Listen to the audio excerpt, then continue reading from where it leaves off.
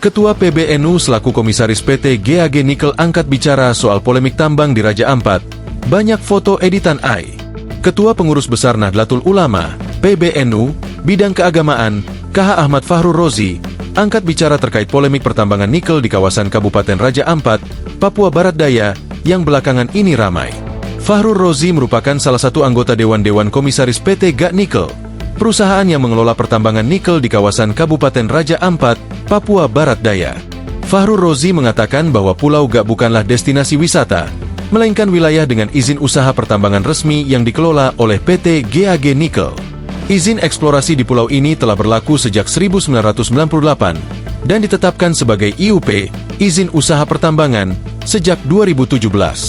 Banyak foto hasil editan AI beredar luas, yang seolah-olah menampilkan keindahan Piai Nemo berdampingan dengan foto dan video tambang nikel di Pulau GAG. Akibat narasi ini, banyak yang mengira lokasi tambang berada di kawasan wisata, ujarnya melalui pesan singkat, Senin, 9 Juni 2025. Fahrur menyebut bahwa secara geologi, Piai Nemo adalah kawasan karst yang tersusun dari batu gamping, bukan jenis batuan yang mengandung nikel.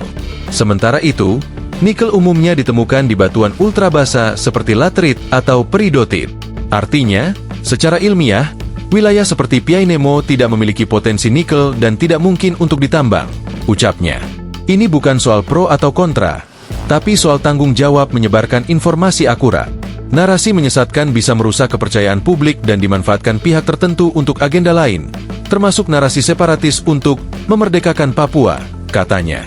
Terkait polemik yang beredar di media sosial selama ini, yang menunjukkan bahwa pertambangan itu merusak lingkungan kawasan wisata Raja Ampat, Fahrur berharap agar pihak-pihak membuat narasi tersebut membuktikan pencemaran mana dan lingkungan yang bagaimana yang telah dirusak oleh pertambangan. Masyarakat harus mendapatkan berita resmi yang sah dari kementerian terkait setelah dilakukan pemeriksaan oleh inspektorat. Sebaiknya jangan mudah percaya gorengan medsos, ujarnya. Dia menekankan bahwa isu lingkungan tetap penting untuk menjadi perhatian. Namun, harus disampaikan dengan jujur. Mari kita kawal dan lindungi Raja Ampat dengan menyebarkan fakta, bukan narasi menyesatkan dan manipulasi, katanya. Lebih lanjut, Fahrur menyebut bahwa PT GAG Nikel beroperasi dengan tertib sesuai AMDAL dan patuh terhadap peraturan pemerintah tentang konservasi lingkungan, serta dilakukan pemeriksaan secara rutin oleh tim Kementerian KLH dan instansi terkait. Selama ini tidak ada aturan yang dilanggar, ujar dia. Download Tribun X sekarang, menghadirkan lokal menjadi Indonesia.